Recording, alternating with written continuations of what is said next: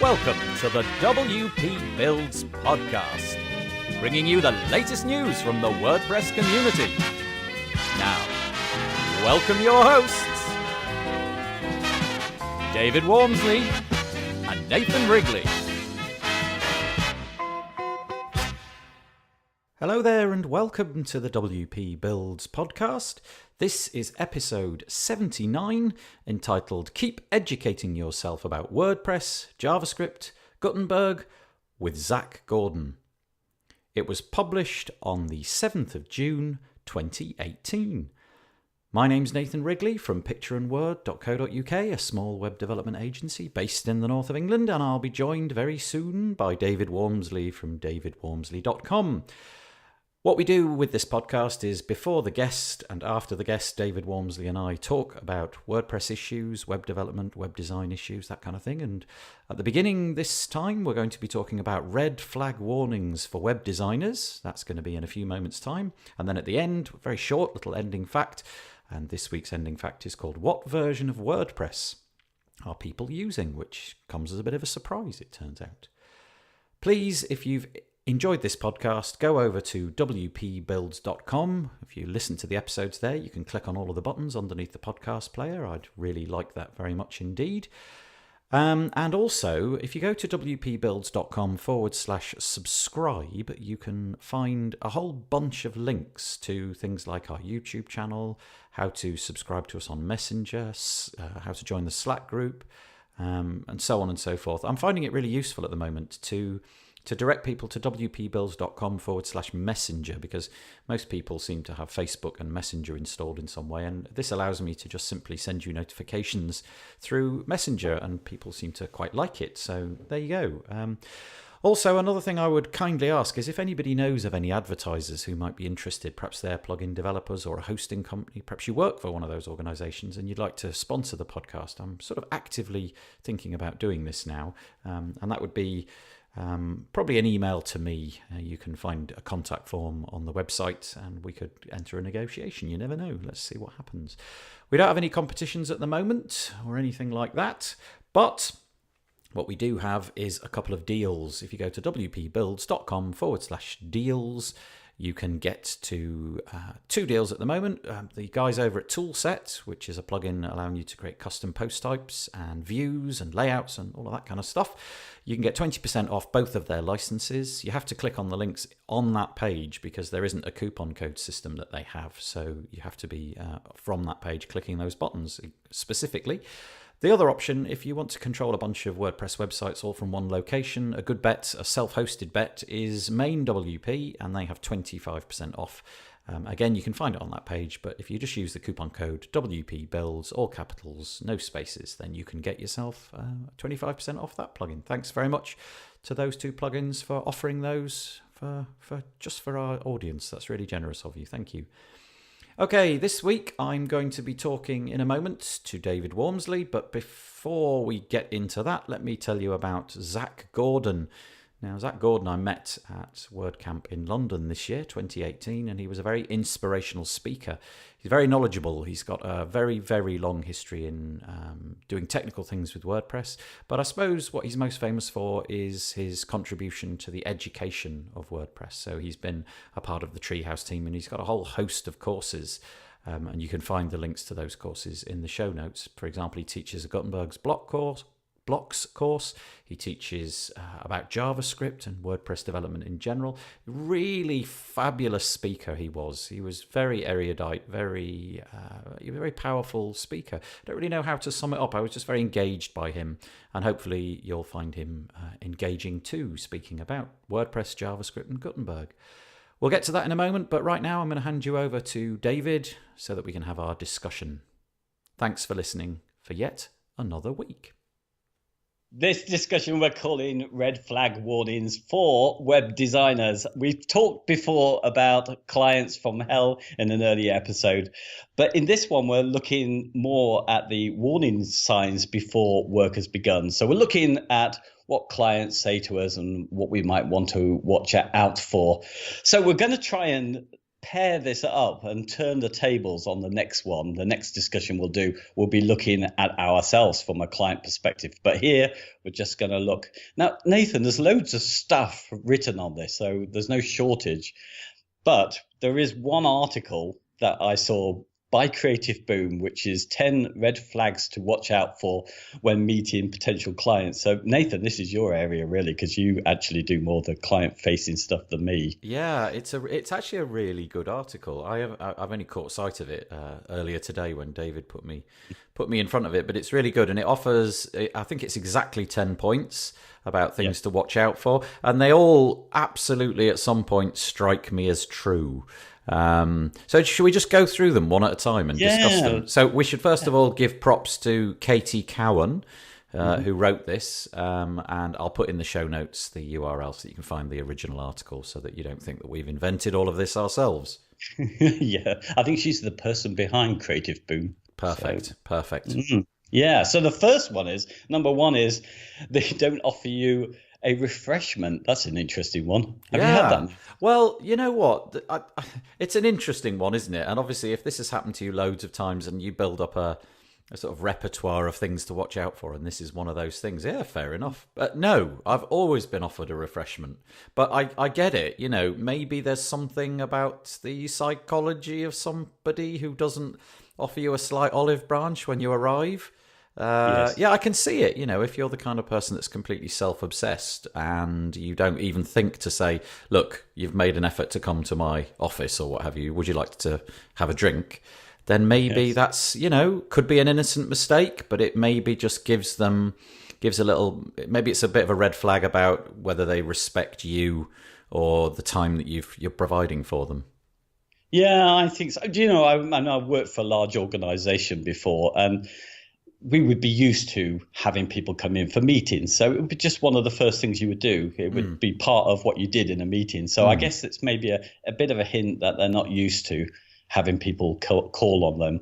Yeah, I'll watch out for that because I, to be honest with you, I'm not the kind of person that would possibly even notice. You know, I would come out of that meeting and probably, because I would take a bottle of water in the car or something. Yeah.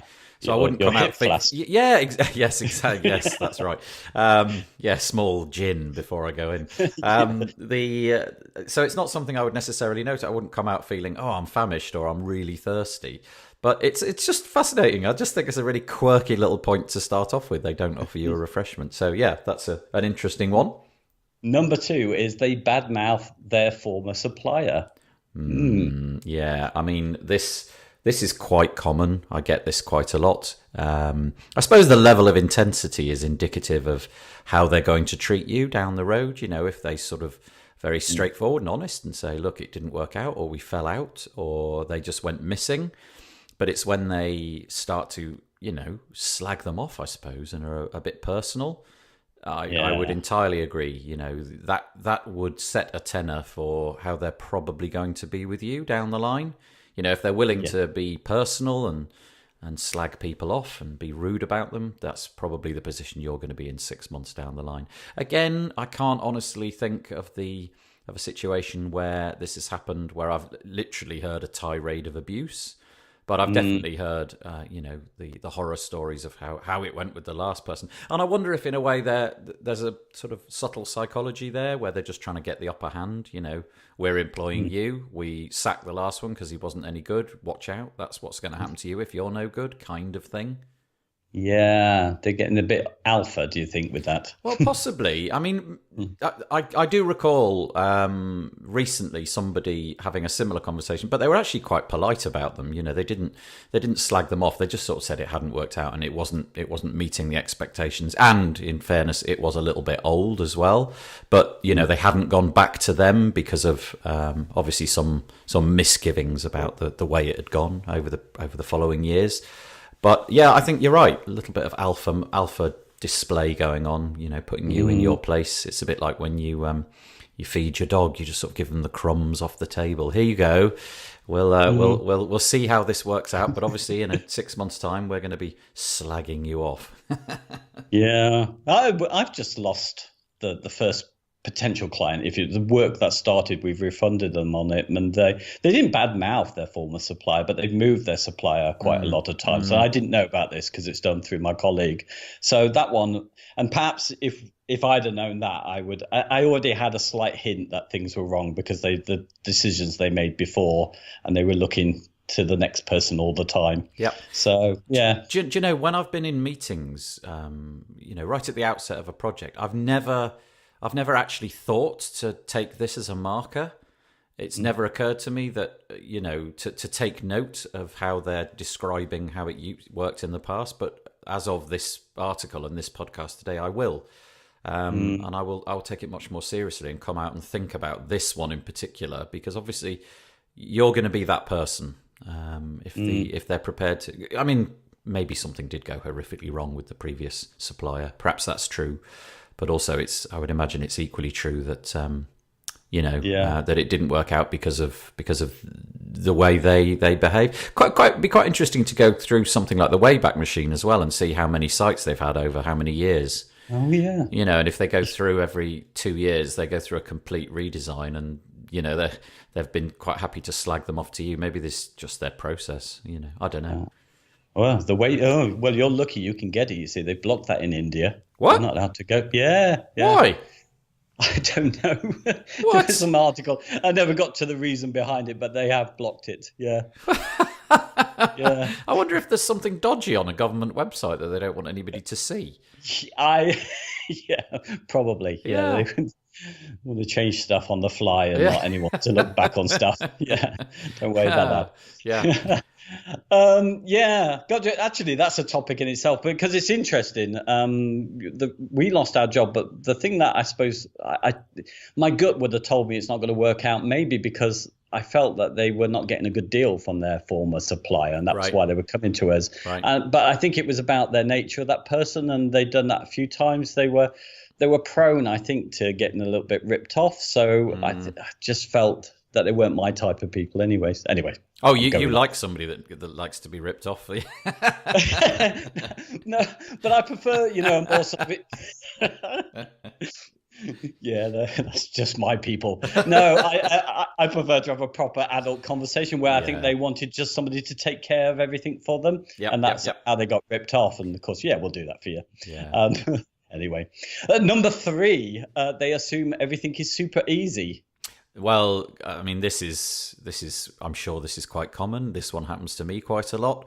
Actually, I get the flip side as well. I get people who are very self-deprecating, and they, explain, "Oh, I'm so non-technical. I don't understand any of this stuff. I just want you to do it all." So I get both sides, but I have had the surely this is going to be a piece of cake. It's the £500.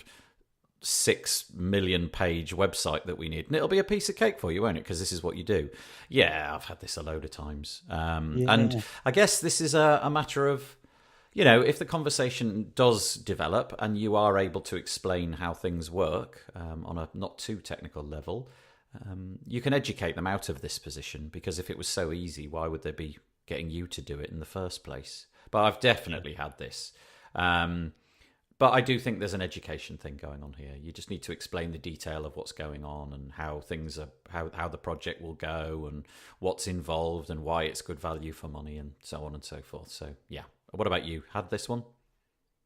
Yeah, sort of. I think, but it's only something that comes in as an email. If you like, I feel it's like they're setting their own price. So maybe they're concerned about how much they'll be charged for jobs, so they sort of preemptive strike on it and say, this will be a quick job for you, that kind of thing. Yes. So I don't think it's a meeting thing. You see, I don't. It's very rare that I'd have a meeting with someone, so I don't get that so much. But I'm surprised that would come into a meeting at that point. Yeah, I've definitely had it where they've clearly got some level of technical understanding. I mean, you know what it's like. People have an iPhone and an iPad, and they're able to do the settings on those things, and they've got a fairly good understanding of how their Windows computer works, and they mend the printer, and they're the people who are the technical person in their company, so they kind of have an impression that they understand how the internet works and so on and so forth. And maybe they've dabbled a little bit in HTML at one point when they were 4, that kind of thing. And I think that's perfectly normal, and also I think it's quite natural, because it's a good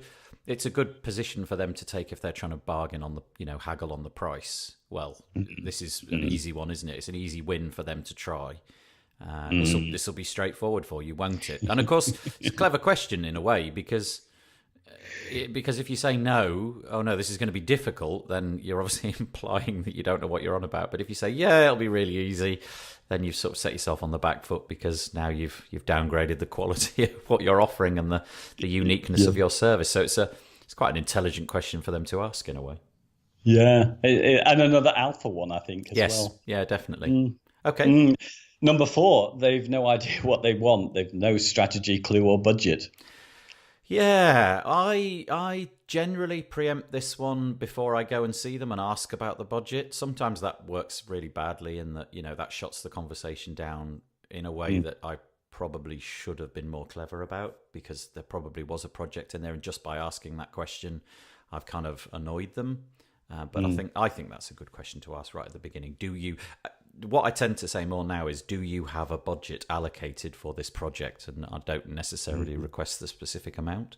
But yeah, this has happened so many times. No idea. They just want a website. They want a website, and they want a contact form, and they want it to be colourful, and they want it to tell everybody about their business, but they've no idea what they want to do. And I know a lot of people, I don't do this, but a lot of people offer these sort of discovery sessions, don't they, for a fee, where you go in and you talk about that. And I think that's probably the best way around it if they really don't know what they want. Probably a good idea, if you are, maybe you're on the phone or in a meeting, would be to call a halt to what's going on at that moment and say, look, let's reconvene in a couple of weeks' time when you've had a moment to think, and I'll come in and do a half day where we just chat and we write down all of our thoughts and what it is that you actually need.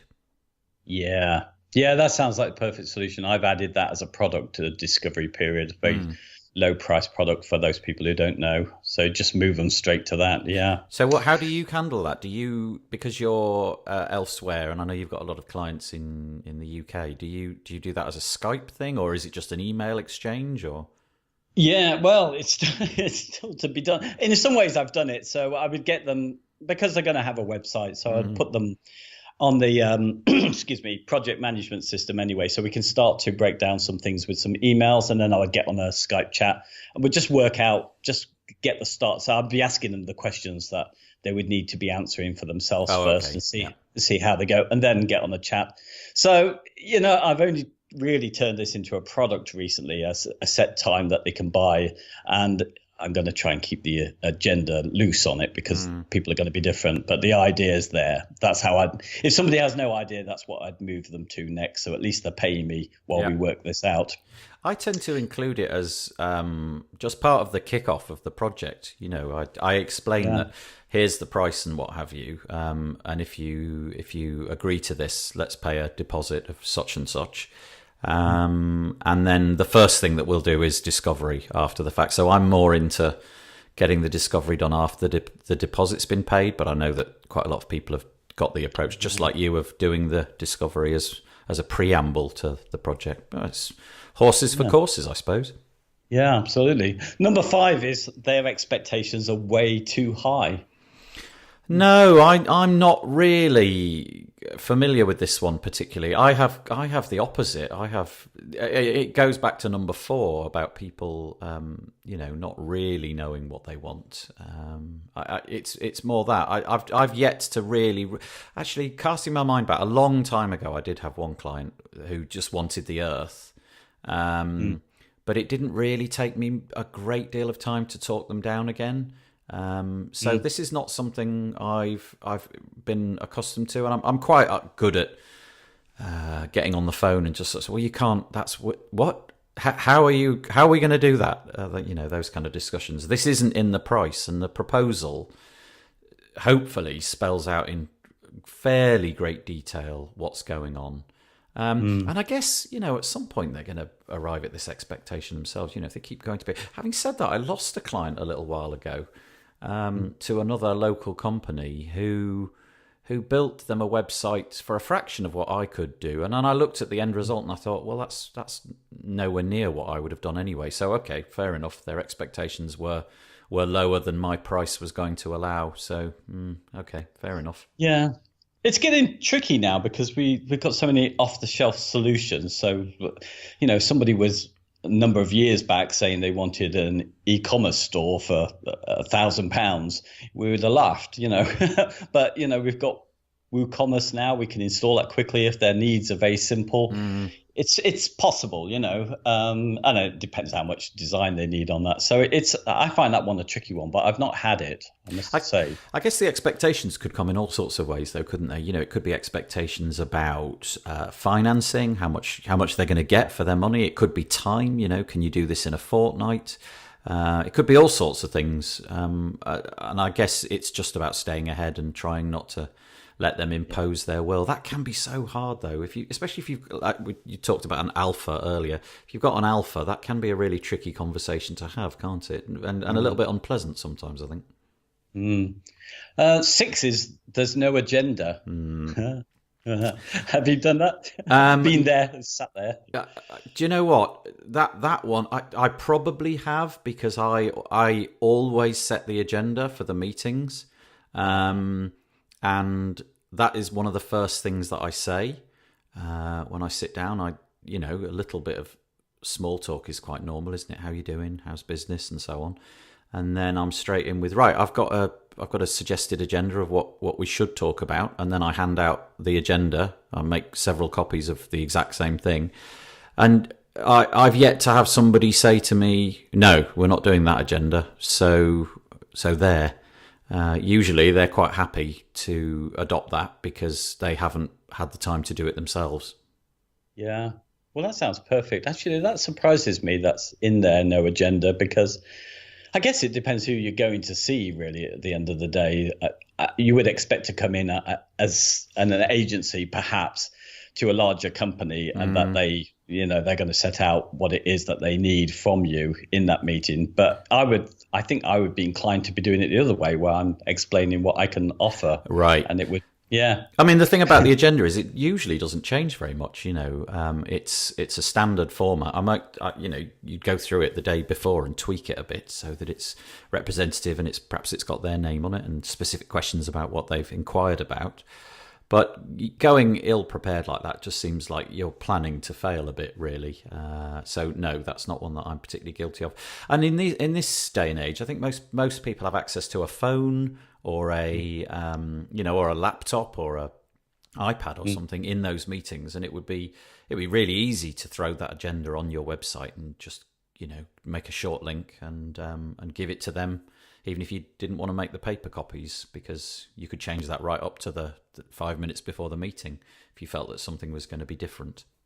Yeah. So this one really depends on whose meeting it is, really, yes. I guess. And honestly, I think if you're going into a big business with lots of there's lots of people and staff, and they're hiring you because you can do it. They don't want to create an agenda for this. This is your job, and I think that sets the right tone at the beginning. If you go in and say, right, what shall we talk about? Oh, Lord. That's not going to go down very well, because you can bet that 10 minutes after you, they've got somebody else in to do the same exact thing, and they'll probably have the agenda written on glossy paper. Yes. Yeah, that makes sense. Number 7 is someone doesn't want you to be there. Oh, what do you think that means? Well, they say you're getting bad vibes from someone there. So I think they're talking about the situations where I've seen it on other posts about the fact that there might be somebody else who's already very much involved in their web design. They're doing it, so they don't want you there as an outsider coming in. Oh, I see. So somebody in-house is doing it, and you're going to put somebody's nose out of joint. Or somebody just feels they can do it themselves. Oh, let me think. Have I? No, I don't remember that one. I mean, I've taken over websites lots of times from people whose uncle's aunt's mouse was going to make the website and it didn't turn out how they expected. But I've not, not to my knowledge. I've never yet sat down and got a real bad vibe off somebody who's, poking a voodoo doll that looks a bit like me in the meeting, because I'm clearly standing on their toes. No, not yet. I don't want that to happen to me either. It doesn't it's not really relevant to kind of budgets that I deal with. The first job I did, though, was a larger global company, and I did feel that their appointed person who had learned quite a lot on WordPress would rather I wasn't doing so much. They'd rather be doing it themselves. But that kind of developed over the time. Yes. I suppose in a set, what I have had is I've had little sort of fairly sniping comments about, somebody's clearly got a little bit of an understanding of WordPress and they've dropped in things like, oh, would that just be a plugin then? Or whatever. Is that, is that a post or a page? Or, there's an indication that I know what I'm on about, but it's not. I think that's more of the alpha thing coming out. They're just trying to assert that they know what they're on about, so they're not a pushover and not really, I can do this. If it wasn't for the fact I'm busy, I would do this myself. No, not had that one. I think I might be that person, if someone came into our old organization, large, government body, because I know, a bit about the web and I can do some stuff because we did, we developed a project that I started in the first place, and then they got their team to come in. Now that was internal, but I did feel like I was the person who was going, no, you can kind of stay out of this. You are that awful person. I could be that person in a meeting. Yeah. Okay. Number 8 is they keep inviting you back to meetings without any progress. No, never had that. I've had the opposite so many times where I can't get them to book in meetings and they're too busy. They're busy concentrating on their business. I've never been asked back to a meeting which I found to be utterly pointless. No, I've had plenty of phone calls which at the end of them I thought that wasn't worth doing, or Skype calls, or like a screen sharing type thing. Had plenty of those, some of them stretching on for what would be the length of a meeting, but I've never been actually called into a meeting, face to face or anything. And I think when you're on the phone, it's quite easy to cut it short anyway, because you can't be seen, so something can crop up quickly, can't it, in the background that you need to go and take care of. Troy Dean, in his WP Elevation course, had a really nice idea, and that is to always start the meeting off with an indication of how much time you've got available for this meeting. Yes. And say something along the lines of, okay, I've got 45 minutes in which we can really get into this. So should we get started? And nobody's going to say no. You need to be here for 4 hours. Yes. Well, I was a big fan of that, setting meetings at odd times as well. So people would concentrate on this. If you said an hour, people just thought that's a sort of vague notion. We turn up and we chat as long as we want. If I said 40 minutes, then it's more specific, or 50 minutes. Yeah. So it used to be a tactic I used to do when I had a team. Yeah. So, but I think this one, I can relate to this, but not in terms of meetings, because I don't charge the sort of money that would get me to move to them and see them. So it happens with emails. I've had backwards and forwards emails with people on projects that have just gone nowhere. Yep.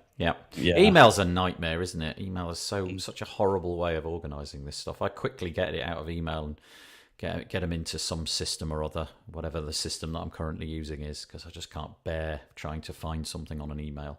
Then it's trying to get them to stick to the system that you've got and not use email. Yeah. Number 9, they want to argue on price. There's not a lot to say here.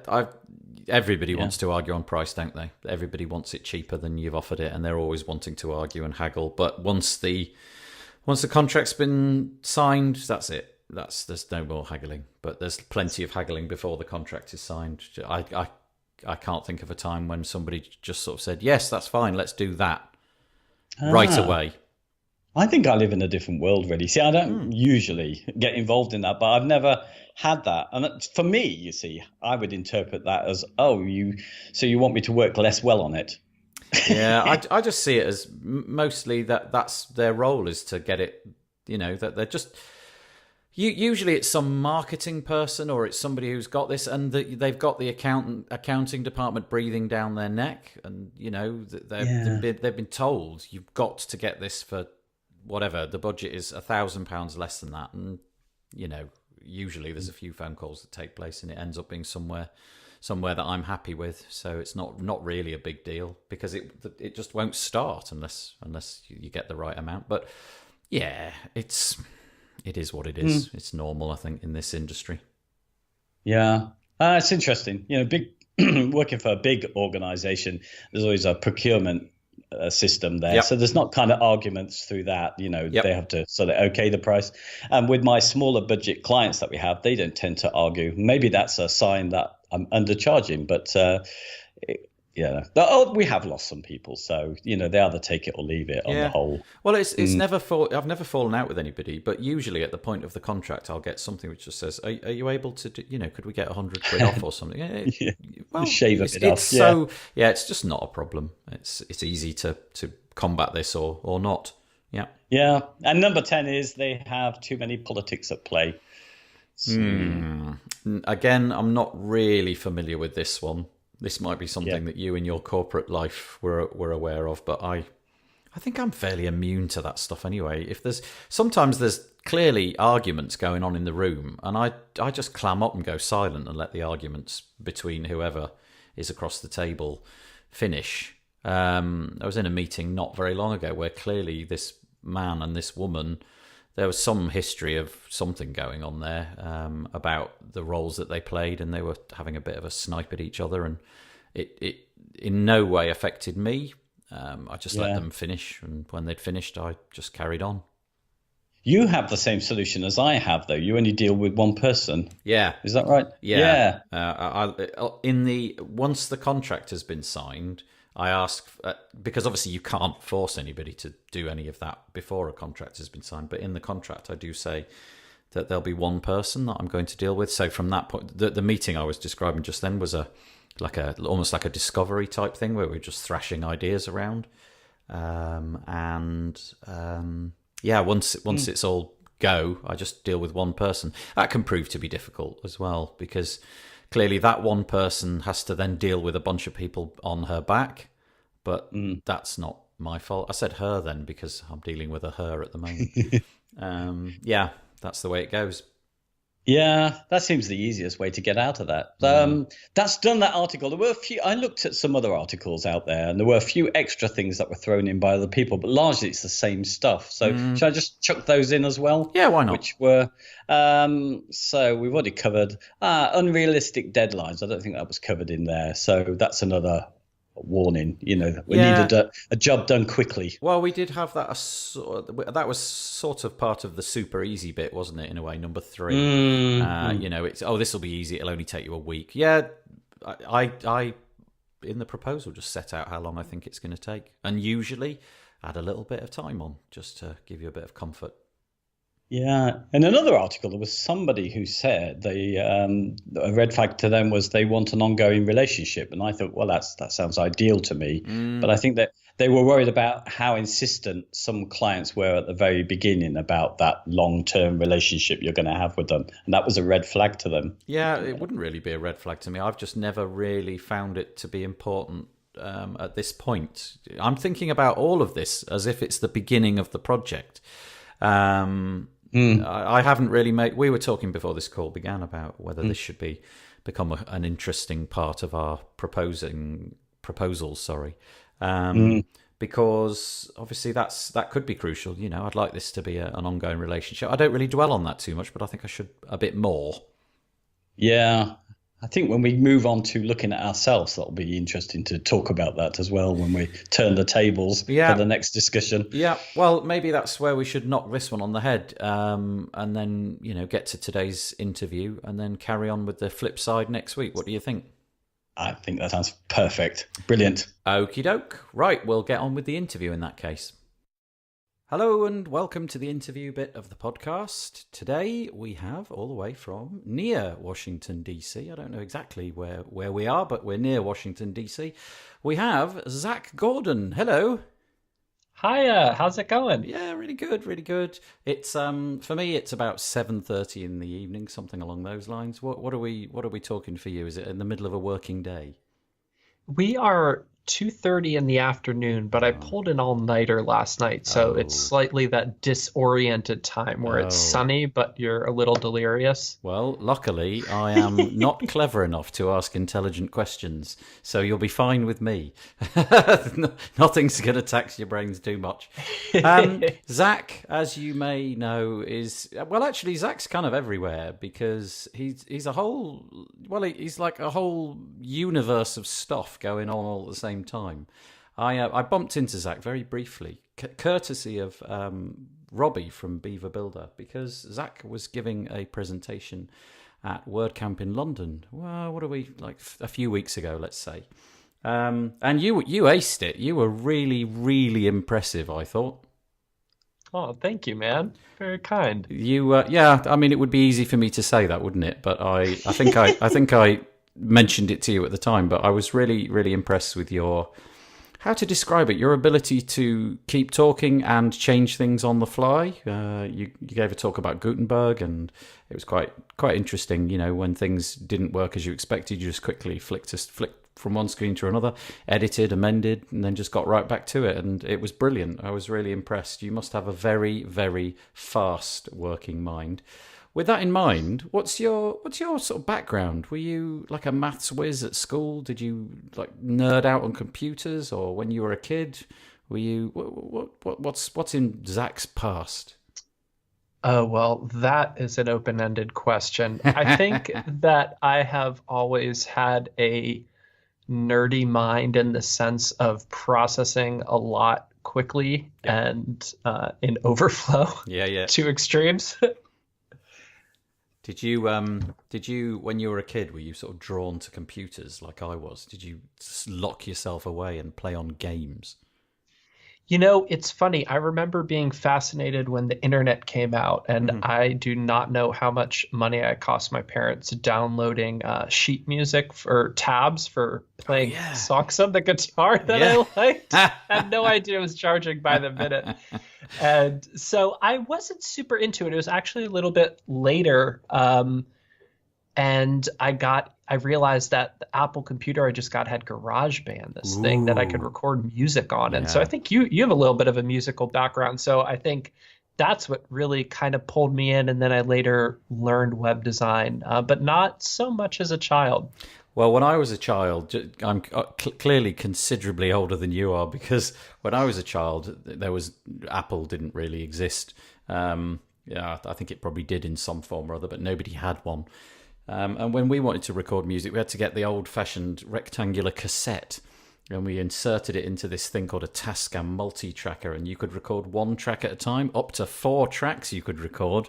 And it was it's a bit old school. I think kids these days don't know how lucky they've got it. You know, there's always a computer lying around or an iPad or something, and they can record this stuff with the greatest of ease. And I often quite envious of my children's ability to do this sort of stuff, and I wonder if I would have become a musician had I had those chances. But anyway, moving on.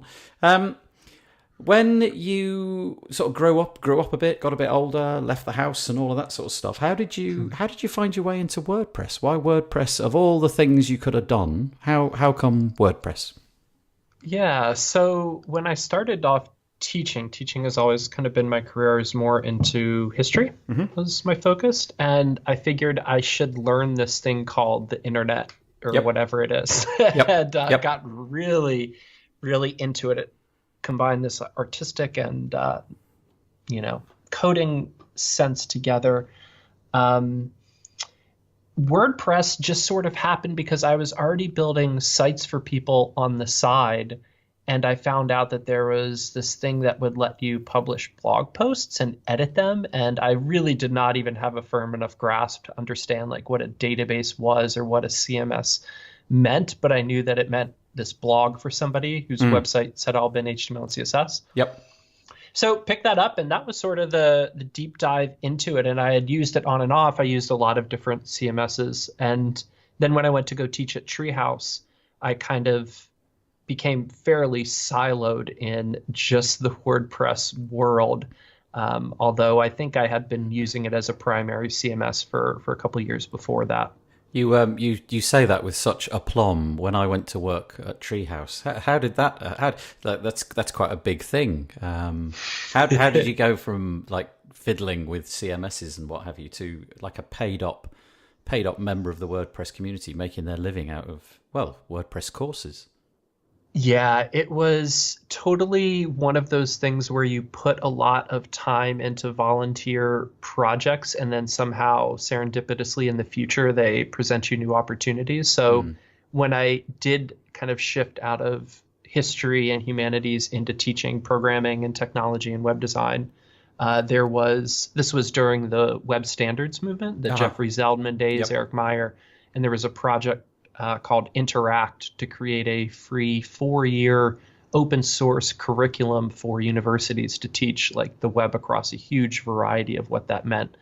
And so I got involved with that and working with different people and getting to know them. And one of the leads on that, Aaron Walter, who I believe is still design lead at MailChimp, was the one who referred me. I guess they had asked him to teach, and he sent him my name, and the rest is kind of history. I didn't know they were reaching out at first. I thought it was just a generic email, and I didn't respond at first. But I'm sure glad that I did, because that was one of the coolest jobs I have ever had. Were you looking to get out of, I'd say state education. I don't know if you were teaching in the state, but out of history and into technology? Were you sensing that a move would be beneficial to you at that time? Well, by that point, I had been teaching just web design and programming for probably about 5 years or so. Right. It started off with a 1-semester web design class and then built up to that, plus college, plus code camps. And so I had done a lot. And actually where I was professionally was I wanted to go back and get a PhD so I could run a full 4-year university web program. Right. And those jobs just are really hard to get without PhDs in that academic world. And I became kind of frustrated with high school history because in the United States, there was a lot of lobbying from engineering groups, and it basically was beginning to affect what counted as technology credit. And if there weren't engineering components, then web design wasn't necessarily counted and other programming wasn't. So I felt I either needed to get involved with the politics of it and try to shift it and make a difference there, or I could just go teach online and bypass that entire system and reach tens of thousands of people without any institution. So that was kind of the shift I made. And I decided, okay, I'm not going to go forward with the PhD and university approach. I'll try the Treehouse online. And I don't regret the move, although I wonder someday if I'll go back to more formal institutions. That's interesting. When you sort of made this leap, and Treehouse, which we should say is they teach courses on all sorts of web technologies, don't they? Not just everything basically.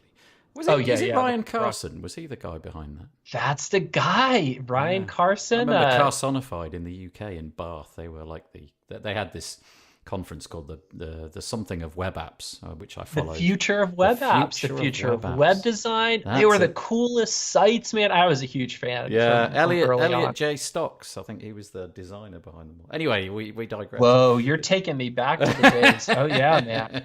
Bit of history. When you sort of embarked upon Treehouse, was courses on the internet, was that even a thing? Was it an emergent thing? Were you gambling a lot? Were you throwing a lot up in the air and see how it landed? Was that a risk? No, it wasn't that long ago.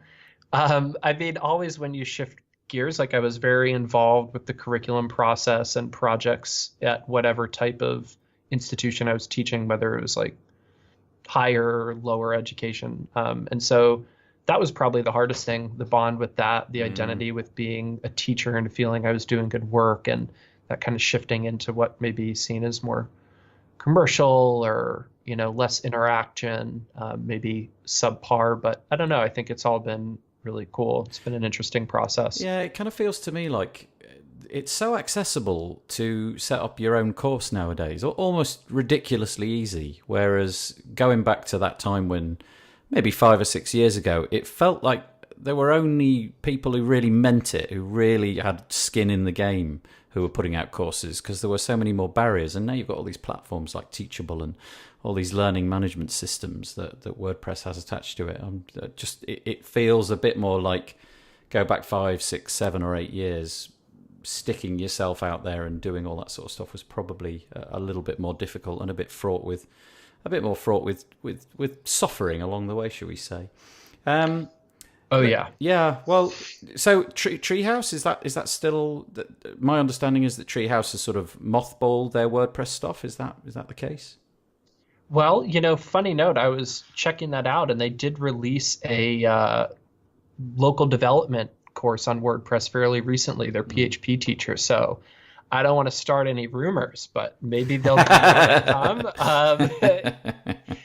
Yeah, I think that they had a really good library. They wanted to go after other things additionally. You can only do so much when you have to teach the entire internet and go after where jobs are. Yep. And I don't know the full decision, but that's kind of my understanding. So a time came though where Treehouse was no longer doing WordPress, and so I don't know if this is true, but I've actually been sneakily following you for quite some time. Oh dear. But it's all good. And it kind of, I could be completely wrong about this, but it felt to me like that was a moment in time where you needed to sort of diversify and get something else going on, and then Matt Mullenweg stood up and uttered the words deeply, and that kind of, it felt to me as if that was your moment, your flag in the sand thing. And then ever since then, I've been following your stuff all based around JavaScript. Now, the majority of our listeners, I would imagine, don't really, and this would include me, we don't really know what this learn JavaScript deeply means. As far as we're concerned, JavaScript kind of alters stuff on the page, makes things move around. It might, enable us to do flashy things and so on. And WordPress is PHP, but that is about to change potentially. And I'm wondering if somebody who's obviously invested a heap of time getting knowledgeable on JavaScript and teaching a dedicated JavaScript for WordPress course, if you could give us like the reason why JavaScript's so important, what's going on a deep level that in the future of WordPress that means that we really, really, really should spend time learning something which is pretty gnarly and hard. Whew. Well, that's a good question. You really kind of nailed the point of it, which is that JavaScript is really the only language we have for writing interactions on the screen.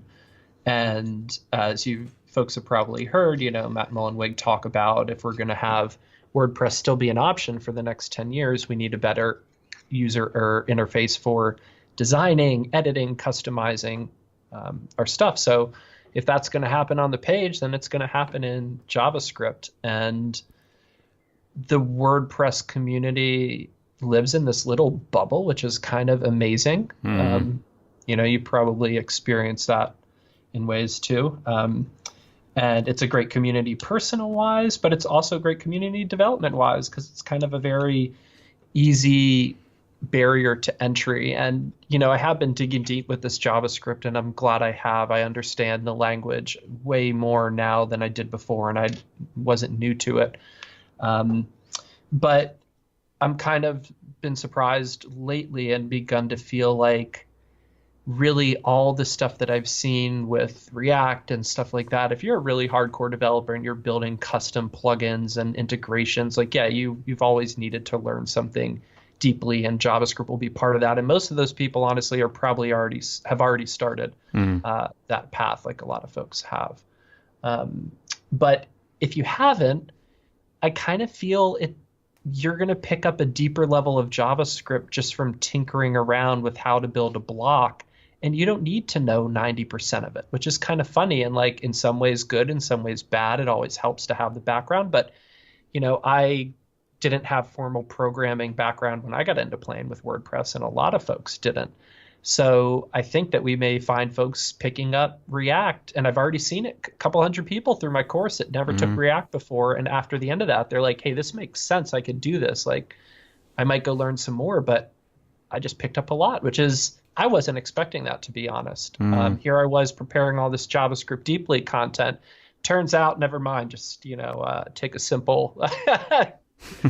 Now, that said, as it evolves, it gets more complex. The more you know, the more helpful that is. But I think that it all depends on what you're trying to do, and a lot of stuff with PHP that's been possible. Most developers, quote unquote, WordPress developers, theme developers, people building sites haven't needed to know, and they might not need to know with JavaScript. But we'll see. I might be completely wrong, but I've kind of chilled in my concern for the people around this.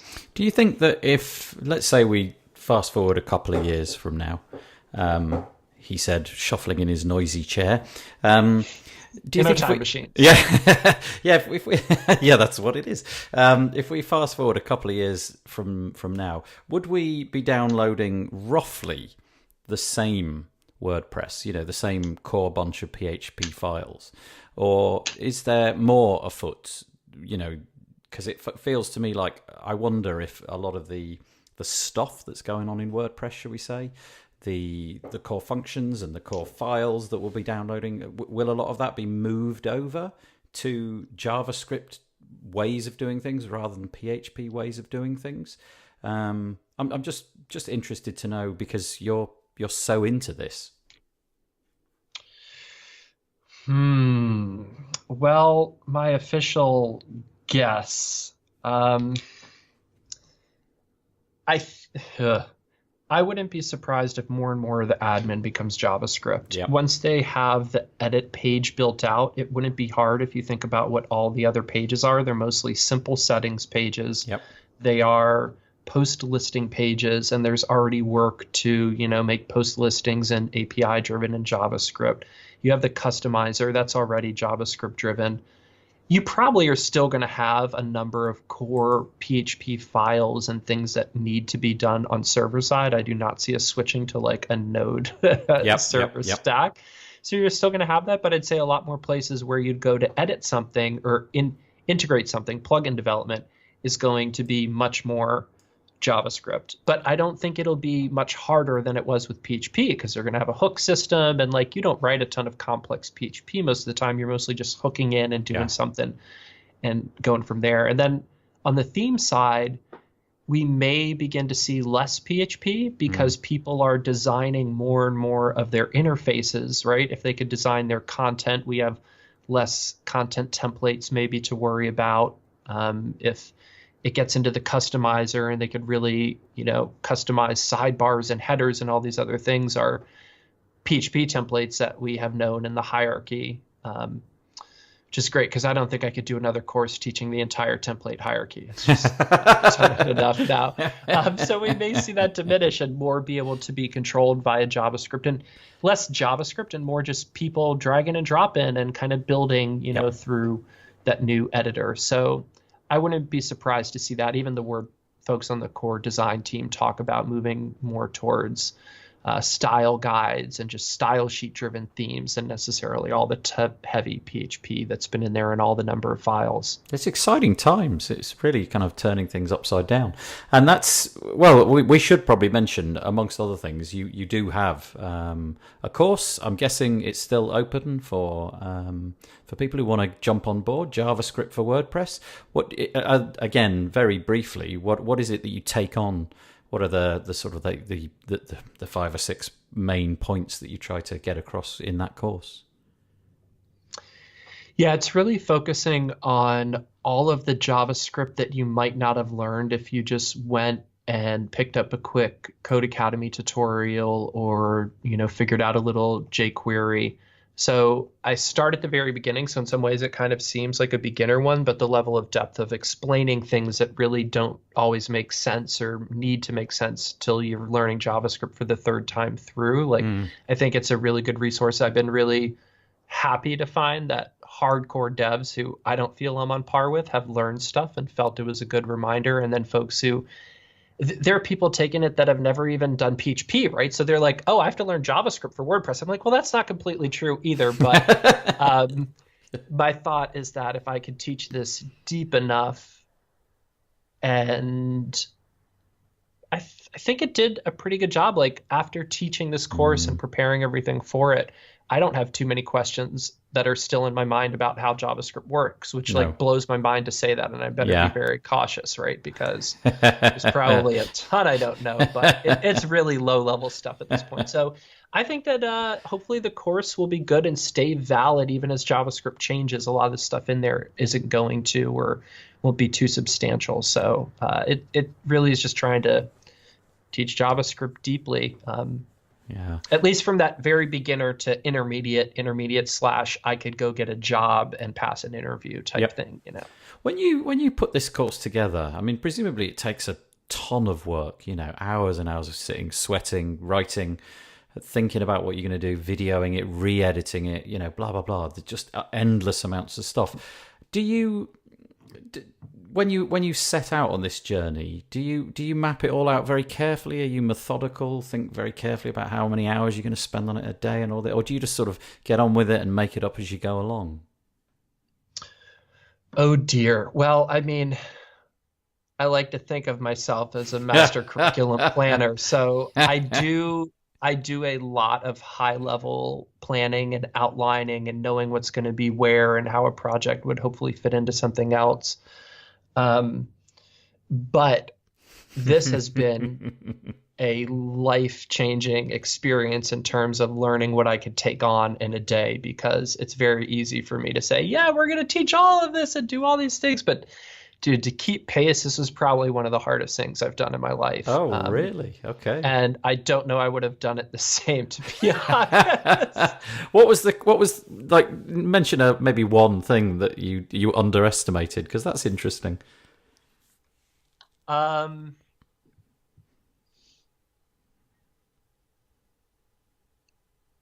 don't know if I underestimated how much there really is to learn about JavaScript, or if I underestimated how much I could humanly get done and keep the grind on the same thing. Because like my coursework before that at Treehouse was very much like, okay, this month I'm going to do these 2 courses. Next month I'm going to do this course. And they were all different. They always changed, and I was always pretty engaged. But this one was like, no, I'm going to start here and I'm going to explain it all deeply. So I can't even get to that, and I can't even get to that. So it was just a huge undertaking. And the master course was the original format. And now I'm following more the Wes Boss strategy, who does like, you know, individual, well executed courses. So you know, we live and we learn. Yeah, I mean, also it's just an amazing thing to take on, you know, because I guess at Treehouse you were sort of on the payroll, if you like, whereas I'm guessing again that when you did this is all your own stuff. So the amount of time you put into it and the detail that you need to do it's all on you. And if you overdo it, it's all on you. And if you underdo it, it's all on you. Fascinating. Really, really interesting. I must say, you know, whenever I've done video, it's just killed me. Just the screw ups and the trying to get everything perfect. It's so much time. So I'm always impressed with somebody who can churn something out. And then, of course, time moves on. A year or so later, we hear about Gutenberg, and that's your latest endeavor, I guess, is probably the best way of saying it. You've got a course. Well, I think there's 2 courses, but your part of it is Gutenberg Development. Now, again, the same thing, if you don't mind. It's more or less an identical question, in that a lot of people have heard of Gutenberg. I've heard of it. I've looked at it. I've watched people talk about it, but I haven't really got my head around it. So you've got this course. So similar question. You've got a deep understanding of it.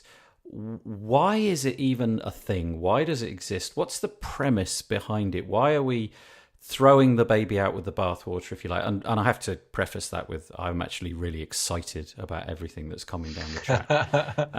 But, you know, for those of us who haven't really played with it and experimented, why was it important for us to do this in WordPress? I like the throwing the baby out with the bathwater analogy, because it's more like you think you're throwing a baby out, but you're really holding a 13-year-old child still dressed in baby clothes that actually just wants to stand up and stretch and change. And that's more of what's going on. Yeah. And that's uncomfortable. You know, you got to put your baby down. But at the same time, it's like, dude, your child looks ridiculous. Like, really? Do you have to ask why our editing experience needs to be updated? Have you ever used Squarespace? I mean, that's beautiful. I like that. I'm going to use that a lot. So back to the question, why, you know, for somebody who's just watched it and looked at it from afar and seen people playing with it on videos and things, where is it taking us? What's the groovy thing that we're all going to be using in a year's time? You know, it's funny, like, I think less about us and more about content creators who are starting over the next 5 years. Good point. And what they will experience is probably just something that's more intuitive and easier for them without help to get something closer to what they figured that they could do by, you know, how they ended up here, right? Like, oh, just make a website. So there might still be people kerfluffling and who knows whating and preferring to build websites certain ways with WordPress versus others. And like, that's cool. That's already existed now. But I think most will be a subtle but profound difference in just people being able to do a lot more and it look a lot better. I think it'll be easier to sell to people, honestly. Yeah, I'm with you. I mean, it's a good point. You know, the target audience is not us curmudgeons who've been using it for ages and who are sort of wedded to it. It is, you're right, it's the next generation. It's the kids who are 15 at the minute who are going to be embarking on it in 3 years' time, and the ease of use for them. And I'm really excited about all the fun things that are coming along. You know, this week, all these WooCommerce fun things that have happened, and I just see loads of interesting stuff where, you know, all of a sudden, WooCommerce is going to be really, really fun to interact with for the first time ever. You know, these kind of things. And I wonder what massive ecosystem is going to come about. And so it was a bit of a spurious question. Sorry, I sort of laid that one at you a little bit. But what do you cover in your Gutenberg Development Course? What's the sort of 2 or 3 bullet points, if you like? Yeah, the course started, I remember having such a hard time learning all this. So the first goal was to just like explain everything so that somebody could go through it and understand how this thing was built, why this works this way, what's going on here, what do you mean, what am I looking at, like, where do I find this, how does that work? So like just piecing it together, I think, is one of the biggest values of the course. I won't try to plug it too hard, but I'd rather you did, actually, because I think you should. Jesus, I would have paid somebody hundreds of dollars to give me this course so that I could create the course. I can't imagine if I was trying to like build some block, because I'm just trying to explain it, right? Like not even build anything too advanced. So that's really the goal of it. From there, it shows how React works under the hood and how you use it in WordPress in the editor. Yep. And then I think the other big valuable thing is just giving a bunch of examples of how you could kind of pull together what are called components. And it's really cool because if you want an image uploader, you just put in the image uploader component. If you want a paragraph text, if you want an editable block of code, if you want like, you know, you don't have to create as much from scratch. So it's kind of fun and cool and understanding that. And then one of the trickier aspects is this thing called attributes. And it's the way that React/WordPress keeps track of data that changes.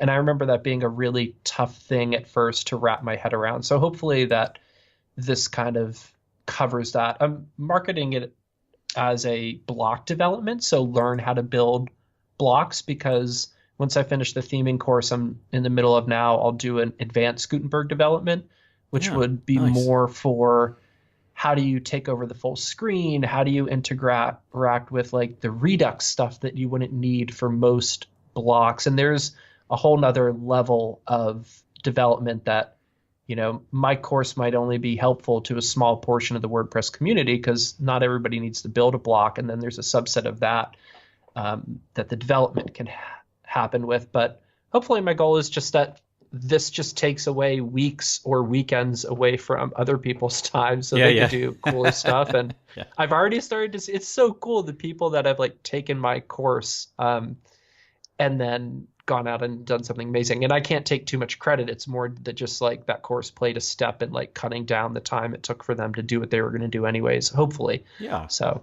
when you with this particular course, I mean, the JavaScript course, presumably not a great deal about JavaScript is changing too much, but the Gutenberg, it seems to be changing at a real clip. Do you have to keep modifying your videos for this course? But when they fiddle with things, or is the stuff that you're dealing with kind of set in stone already? Dude, I have had to change a lot less than if I had been building a drag and drop customizable, WYSIWYG from scratch with JavaScript. That thing would have been broken and changing every other week. I would have re-architected it. So I started on this at WordCamp US like 2 days or that day or a day later, and it has not changed considerably. Like, they've moved some files, they've changed some file names, they've overall improved things so that it takes less code to write to do the same stuff now. But that's it. I was really impressed even when I started on this back in December that it was pretty stable. And I saw some major things like, columns come out, which is still experimental, and the UI is going to keep getting better. But no, I haven't had to change that much. That said, like, it was almost broken the day I released the first version. And then it was definitely, I remember I hadn't even like shipped the course live, but I was uploading it all. It was going to go up in a couple hours, and I get a ping from one of the core developers who's like, hey, just to let you know, we completely changed this feature now. So like, make sure to update all your code examples, and every single one is affected. So I'm going to do a third version when it comes out into core, but I'm really going to try to not redo it. Although like they just restructured a lot of it. So yeah, it's changing from a perspective of, if you watch the video, it might seem different, but the core lesson stuff is not. So I think, at least in terms of folks that are waiting to get involved, like I wouldn't worry too much about that. It's fairly stable in that regard. It has been for a little bit. I have a few friends who make courses, some of them for a living and some of them just, as an aside. And that seems to be the single killer, is when you get that email that this feature has just been removed or the UI is completely changed. Sorry, your videos are no longer any use. You can imagine the sinking feeling when you get that email. Going way back in time, I wonder if I should have done a subscription model too, but it's too late for that now. So the JavaScript for WordPress is over at javascript4wp.com, no spaces, etc. Right. And the Gutenberg course is over at gutenberg.courses/development for your particular course. You're all over the place though, aren't you? You're doing a whole bunch of stuff. If you go to zacgordon.com, you'll see he's got, it's amazing. He's got a company called Hosting for Students, which I didn't know about, where they host for $25 a year, I guess is the starting tier, websites for students. There's a whole bunch of stuff on Udemy. You've got your JavaScript for WordPress. You've got your Gutenberg course. You've got WordPress education, and a whole bunch of other stuff. Man, do you ever sleep? I do, but not always daily. Like you said, you pulled an all-nighter. Here's a few nice little things that you should hear. A couple of people, we've got a little Facebook group, and I ask people to give me some questions. And I won't name names, but you'll like these. Zac Gordon, in air quotes, he is the guru, the best trainer ever. That's really nice. And another one, this is from somebody who I'll tell you afterwards who it is, but right now I won't.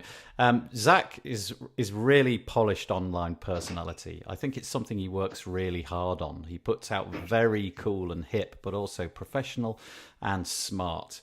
What are his thoughts? What are his thought processes on how he presents himself and his personal brand? So there's my next question for you. Do you contrive to be as good as you are? Do you work hard on it, or are you just naturally as good as you are? Jeez, no, this has been a lot of work and polish. And naturally, I'm somebody who, you probably ask somebody who knows me, would say I'm pretty hard on myself type person. Okay. So that probably carries. I did start thinking in the last year or so about like having a personal brand, because is it JavaScript for WordPress? Is it me as an educator? And as a joke, I was traveling to a ton of camps and I made stickers with my face on them. And it was totally just a troll at first. But then I began to realize, like, oh, no, this actually makes sense. Like, the brand should be the face. I should be the person. And, we chatted off air. Like, if you go to my personal site, you'll see some things that are not your normal WordPress development. It gets pretty far out there, from Jesus and Course and Miracles to free energy and government conspiracies, and I love those healthy bits. Gambit in between. And so I don't know, I made a decision in the last year or so that I would stop trying to make too big a divide. So just be presented as this, polished educator person and try to be a little bit more authentic, just because like I can't take too much more division in my life. So that's the thing that I love about the WordPress community, is like folks like you that I put that up and they're like, no, that I find that quite interesting. Yeah, I'm like, it's really not what I interesting. expected. This is great. Okay, I'm going to keep being me. Okay, yeah, it's wonderful. I mean, when I watched you at WordCamp, it was you were like singularly good at delivering. It was erudite, it was thoughtful. I mean, it felt like you'd planned it to like really well, but it was also just really human, and it just came across as if you were just talking to each person rather than some sort of diatribe, how impressive you can be. It just felt like you were doing it, I don't know, like a conversation, and I think it was remarkable. You're an amazing person, Zac Gordon. And, shucks, man. Thank you. Just come on your show for the compliment hour. Yeah. It's funny. We'll settle up later. I remember checks in the mail. This is actually a marketing ad for myself. I remember that WordCamp London because I couldn't find my glasses and I couldn't see anybody's face. So it's kind of a weird experience to just be, well, I hope they're liking it. I'm going to pretend like they're smiling back. They were. We were loving it. Oh, regrettably, time and tide and all that. We've kind of run out of our ordinary amount of time. There's a whole load. I've got loads of questions written down here, but I feel that maybe for another episode on another day. But thank you for joining us. You've got this free minute or 2 minutes or whatever you want to take. If you want to plug anything, like your Twitter handle or your website or any of that stuff, go for it now.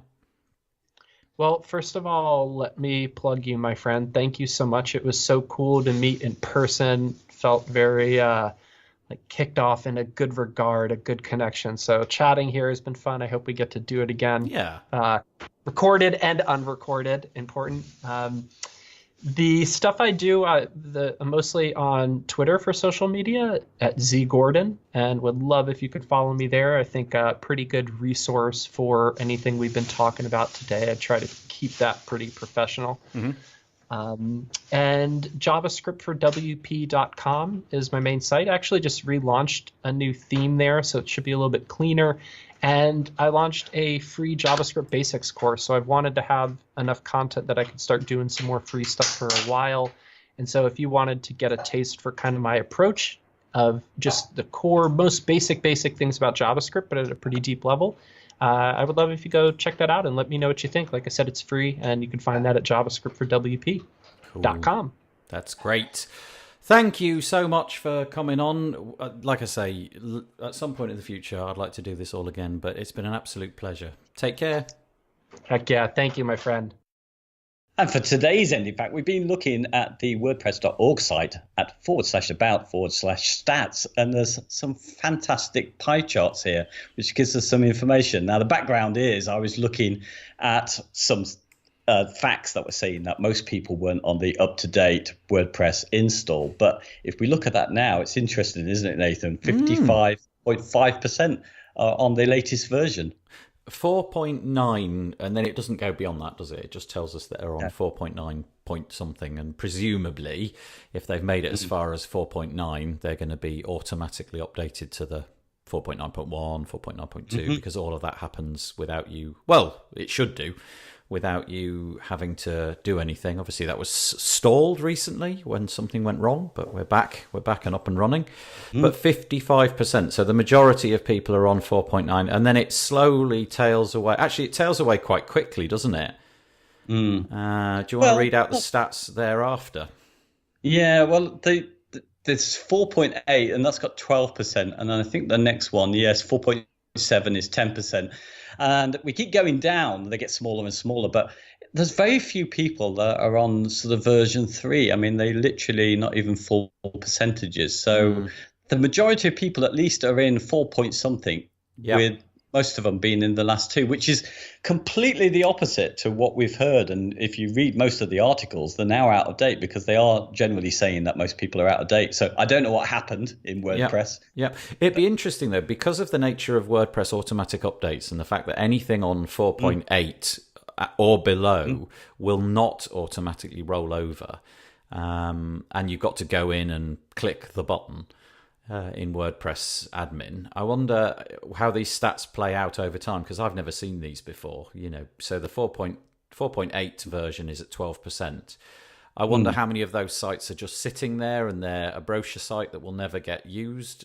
The admin area will never get used. So will that percentage increase over time, or will it decrease? But it's a really pleasing graph. Nearly 55.5%. Of people on the latest. So it's very encouraging. I wonder what that 55.5% actually translates to in numbers of installs. Oh wow, lots, millions and millions and millions. Yeah, that's got to represent. I would imagine against other CMSs, that percentage is fairly good. I would have thought. Yeah, and also in those other ones, so for the 4.8s and 4.7s, I think it goes back for 3 full versions. They still get security updates on those, don't they? Yes, so, that's my understanding too. Yeah. Anyway, it's good news, I thought. Yeah. And what else is there's a pie chart just below it? Are we going to talk about that, or should we save it for next time? Let's save it for next time. There's a teaser. There's a pie chart below it, which we're saving for next time. Oh. Right, in which case we will knock this on the head, this episode of the WP Builds podcast. Thank you for listening. By now you're probably bored of me saying this, but I'm going to say things like go over to the podcast player and click on the share buttons. Go to the deals page at wpbuilds.com/deals. You can join us on Messenger /Messenger, Facebook /Facebook, and so on and so forth. But we'll fade in the cheesy music and I will say goodbye from me, Nathan Wrigley. And it's goodbye from me, David Wormsley. Bye-bye. Bye-bye.